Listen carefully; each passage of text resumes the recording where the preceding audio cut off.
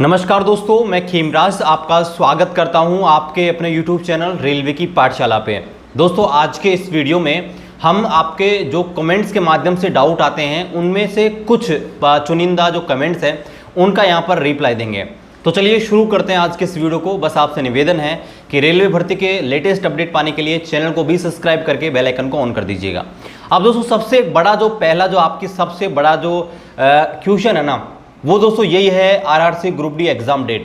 और दोस्तों, आज हमने ट्विटर पर ट्वीट भी किया है और ट्विटर पर वो ट्रेंडिंग में भी गया है, लेकिन दोस्तों कुछ भी हासिल नहीं हो रहा है। कई बार हमने ट्विटर कैंपेन किए हैं लेकिन दोस्तों कुछ भी हासिल नहीं हो रहा है।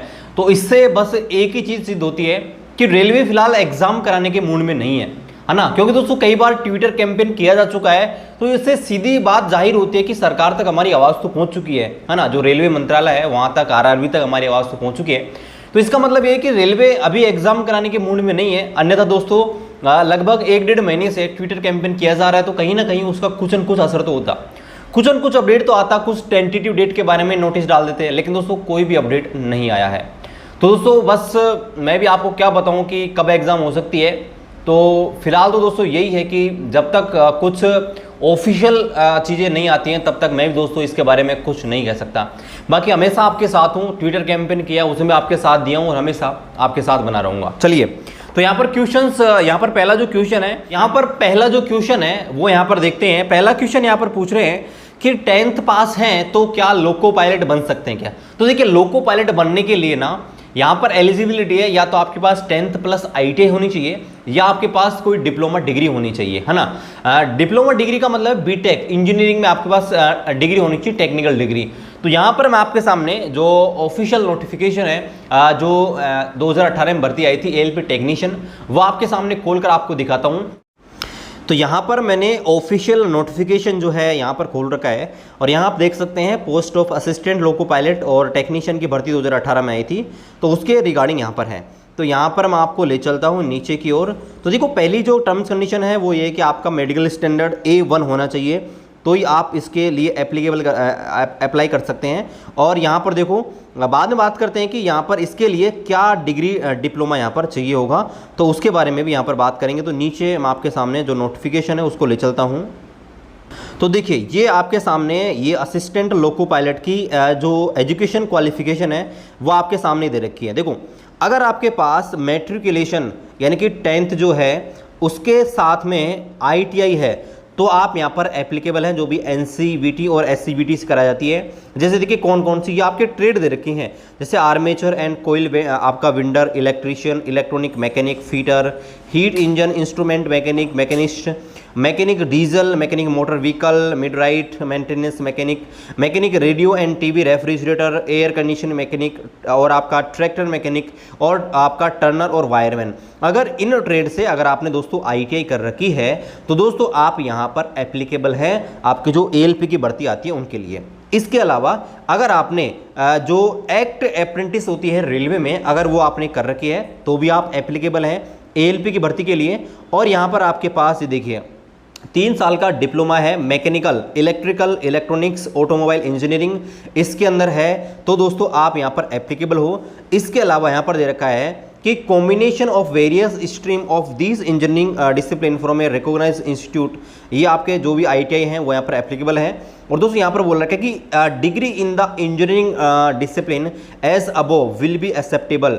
यहाँ पर देखो, यहाँ पर बोल रखे कि अगर आपने डिग्री भी आपके पास BTech भी है ना, कौन कौन सी में यहाँ पर देखिए मैकेनिकल, इलेक्ट्रिकल, इनमें तो भी दोस्तों आप यहाँ पर एप्लीकेबल हो ALP की भर्ती। ऐप के बारे में बताना चाहूँगा, जो आपका कोई भी डाउट हो, कोई भी क्वेश्चन हो, कोई भी कॉन्सेप्ट हो, अगर आप किसी भी गवर्नमेंट एग्जाम की तैयारी कर रहे हो, JEE नीट की या बोर्ड की, तो दोस्तों आपके कोई भी डाउट है इनका 24 आवर्स यहाँ पर आंसर पा सकते हो। और दोस्तों मात्र 3 सिंपल स्टेप में, सबसे पहले आपको वीडियो डिस्क्रिप्शन में दिए गए लिंक से इस ऐप को डाउनलोड करना है, उसके बाद मोबाइल नंबर लगाकर आपको साइन अप कर लेना है। और उसके बाद दोस्तों आपका जो भी क्वेश्चन है, डाउट है, उसका आपको कैमरा ऑन करके उसको आपको फोटो डाल देनी है। और दोस्तों मात्र 60 सेकंड में जो भी इंडिया के टॉप एक्सपर्ट है उनसे आप कनेक्ट हो जाओगे सिर्फ वीडियो कॉल के माध्यम से। और दोस्तों मात्र 7 सेकंड में आप दोस्तों इसका आंसर है बिल्कुल लाइव वीडियो कॉल के माध्यम से ले सकते हैं। तो एक बहुत बेहतरीन ऐप है, जो भी स्टूडेंट यहाँ पर तैयारी करते हैं और कोई भी उनका डाउट, कोई भी क्वेश्चन रह जाता है तो गाइस वीडियो डिस्क्रिप्शन पे आपको लिंक दिया गया है, आप दोस्तों इस ऐप को डाउनलोड कर सकते हैं। अगला जो क्वेश्चन है उसके बारे में बढ़ते हैं। कि सर क्या कोई सिर्फ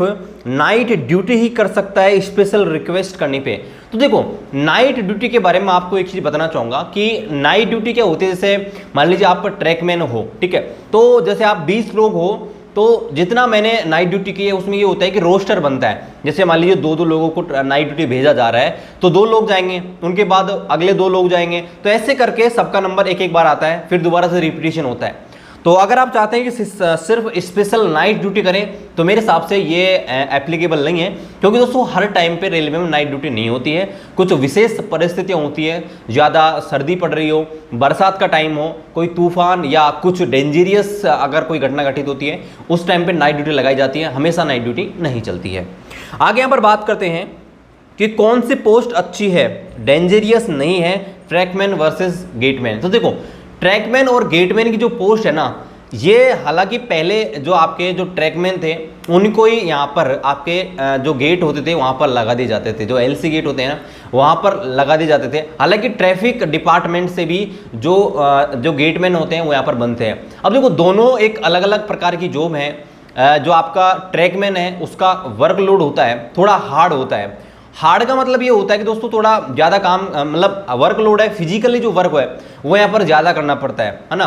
जबकि आप अगर जो गेटमैन है उसको देखेंगे तो गेटमैन की बहुत सारी जिम्मेदारियाँ होती हैं, है ना। और वहाँ पर जो आपका ड्यूटी हावर होता है गेटमैन का 12 घंटे होता है, जबकि यहाँ पर आपका 8 घंटे का होता है ट्रैकमैन का। सैलरी जो है यहाँ पर लगभग सेम होती है ना, लेकिन जो आपका जो गेटमैन होता है उसको रिस्क अलाउंस होता है, जो आपके ट्रैकमैन को 2700 मिलता है, वो यहाँ पर नहीं मिलता है। तो बहुत सारी चीज़ें होती हैं, दोनों अलग हैं। लेकिन काम के हिसाब से देखें, अगर आप फिजिकल काम नहीं लेना चाहते तो गेटमैन अच्छी है। लेकिन डेंजरियस तो देखो, डेंजरियस तो कोई सी भी हैं, लेकिन ट्रैकमैन की थोड़ी यहाँ पर सेंसिटिव जॉब होती है, क्योंकि कई बार ऐसे जगह काम करते हैं जहाँ पर कर्व होते हैं, तो थोड़ी डेंजरस होती है। ठीक है, आगे और बात करते हैं कि sir ji please group D का एग्ज़ाम के लिए कुछ कर दीजिए। तो देखो, ये तो मैं आपको पहले ही बता चुका हूँ, पहला क्वेश्चन यही मैंने लिया था, है ना।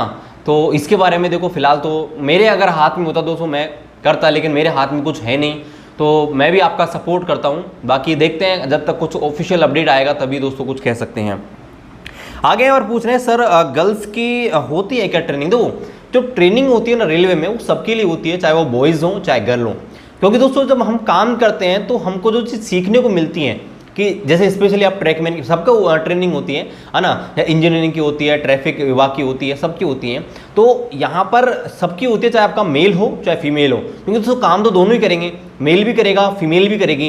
तो जो प्रिकॉशंस हैं काम करते टाइम पे, क्वेश्चंस है, वो यहाँ पर आपको क्या क्या सावधानी रखनी चाहिए ड्यूटी टाइम करते टाइम, तो वो तो सबके लिए एप्लीकेबल होंगी, मेल के लिए भी और फीमेल के लिए भी। तो यहाँ पर जो ट्रेनिंग है दोनों को होती है, मेल की या फीमेल की।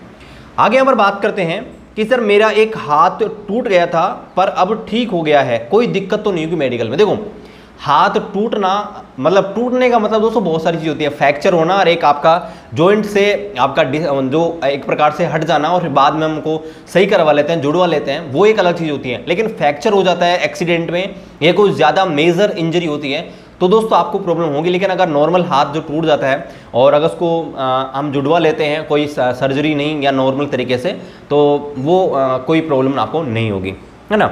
आगे हम बात करते हैं कि सर ट्रांसफ़र कैसे ले सकते हैं, इस पर भी एक वीडियो बनाइए, कौन कौन से ऑप्शन है। देखो, ट्रांसफ़र के ऊपर मैं 2 वीडियो बना चुका हूँ। ट्रांसफ़र कई तरीके से आप ले सकते हैं। पहला होता है एक आपका होता है, जैसे मैं ट्रैकमैन की बात करूं तो एक होता है कोई भी गैंग जो होती है ना, गैंग यूनिट जो होती है, आप एक यूनिट से दूसरी यूनिट में जा सकते हो। जैसे एक आपका एसएससी है, सीनियर सेक्शन इंजीनियर, जो आपका सेक्शन है। एक आप नेम नोटिंग के माध्यम से जा सकते हैं, गैंग चेंज करके दूसरी गैंग में जा सकते हैं। नेम नोटिंग से आप एक डिवीजन जो होता है ना, पूरा बड़ा डिवीजन, उसमें किसी भी स्थान पे आप नेम नोटिंग के माध्यम से जा सकते हैं। जैसे अजमेर बोर्ड की बात करें, अजमेर में 4 डिवीजन है, अजमेर, बीकानेर, जोधपुर, जयपुर। तो जैसे फिलहाल मैं अजमेर डिवीजन में काम कर रहा हूँ, तो अजमेर डिवीजन है वो मेन अजमेर से शुरू होकर गुजरात के पालनपुर तक जाता है। तो वहां तक किसी भी जगह पर आप नेम नोटिंग के माध्यम से ट्रांसफर ले सकते हैं। दूसरा तरीका होता है आपका ऑन रिक्वेस्ट। आप ऑन रिक्वेस्ट की मदद से किसी भी ऑल ओवर इंडिया में कहीं भी जा सकते हैं, है ना। लेकिन उसके लिए भी बहुत सारे क्राइटेरिया होते हैं एलिजिबिलिटी के, है ना। जैसे कि अगर आप जैसे एक ही बोर्ड में हो, तो यहाँ पर नेम आपका जो ऑन रिक्वेस्ट है वो लगा सकते हो, है ना। लेकिन अगर आप दूसरे स्टेट में हैं, दूसरे जोन्स में हैं, तो दोस्तों 5 साल की सर्विस सही होती है, बहुत सारी टर्म्स कंडीशन होती है, उसके ऊपर मैं स्पेशल वीडियो बना दूंगा। इसके अलावा स्पाउस बैकग्राउंड के लिए भी एक अलग से प्रोविजन है। अगर हस्बैंड वाइफ दोनों अगर गवर्नमेंट सर्वेंट हैं तो उसके लिए स्पेशल प्रोविजन है कि उनका अलग से फॉर्म निकलता है और वे ट्रांसफ़र अलग तरीके से ले सकते हैं। तो ये एक, इसके अलावा एक सबसे बढ़िया जो ऑप्शन होता है वो तो म्यूचुअल ट्रांसफ़र। म्यूचुअल ट्रांसफ़र के लिए कोई एलिजिबिलिटी नहीं होती, कुछ यहाँ पर आपके कुछ टर्म्स कंडीशन होती है, जैसे कि आपका कैटेगरी का, कि एससी का एससी में, एसटी का एसटी में, ओबीसी और यूआर तो सेम माने जाते हैं। इसके अलावा मेडिकल स्टैंडर्ड सेम होना चाहिए, पोस्ट अलग अलग हो चलेगा। तो इस प्रकार से किसी भी जोन का दूसरे जोन में कोई भी आपका अभ्यर्थी है वो यहाँ पर म्यूचुअल ट्रांसफ़र ले सकता है, उसकी जगह वो आ जाएगा, उसकी जगह वो आ जाएगा, है ना। तो ये तरीके होते हैं। बाकी इन सब के ऊपर मैं स्पेशल वीडियो बना दूंगा डिटेल से कि कैसे कैसे आप ले सकते हैं। आगे बढ़ते हैं। अनिल कुमार यहाँ पर पूछ सकते हैं, भैया नाइट ड्यूटी कितनी होती है मंथ्स में? तो देखो, इसके ऊपर मैं आपको पहले ही बता चुका हूँ, ये कोई फिक्स नहीं होता है, लेकिन जैसे ज़्यादा सर्दियाँ पड़ेंगी तो यहाँ पर नाइट ड्यूटी यहाँ पर चालू हो जाती है, बरसात के दिनों में नाइट ड्यूटी लगाई जाती है। तो ये कोई फिक्स नहीं होती, जैसे बारिश नहीं हो रही है तो उस स्थिति में नाइट ड्यूटी लगाए क्या करेंगे। जैसे गर्मियाँ होती है, गर्मियों में नाइट ड्यूटी की जरूरत नहीं पड़ती है, तो ऐसे में ये कोई फिक्स नहीं होता है। लेकिन हाँ, ज़्यादा सर्दी जब होती है, ज़्यादा बरसात होती है, तो यहाँ पर नाइट ड्यूटी लगाई जाती है। और गर्मियों के दिनों में आपकी आपकी जो पेट्रोलिंग होती है वो यहाँ पर कराई जाती है ना। तो दोस्तों ये थे आपके कुछ चुनिंदा कमेंट्स के आंसर, और जल्द ही जो आपके और भी जो कमेंट्स हैं इस वीडियो के नीचे आप कर देना। किसी प्रकार का आपका कोई भी डाउट हो तो उनका हम रिप्लाई देने की पूरी कोशिश करेंगे। किसी प्रकार का सजेशन हो हमारे लिए तो आप ज़रूर कमेंट कीजिएगा, उसका भी हम उसके ऊपर ज़रूर से इम्प्लीमेंट करेंगे। और मिलते हैं आपसे अगले वीडियो में, तब तक खुश रहिए। जय हिंद, वंदे मातरम।